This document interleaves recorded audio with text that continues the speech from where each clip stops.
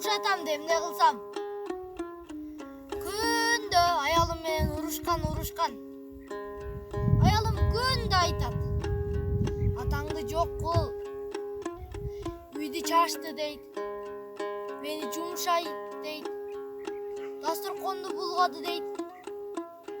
Же атамды башка айылга алып кетсемби? Ал жакта атамдын туугандары жок да. Же шаарга алып кетсемби? Жок.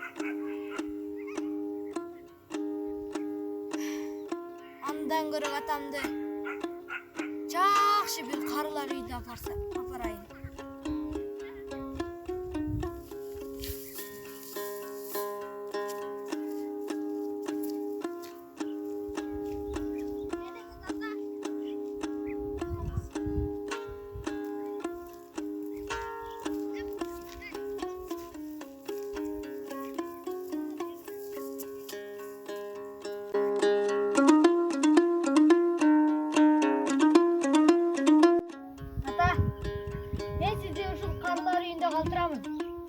Siz bu жерде абдан сонун жашайсыз.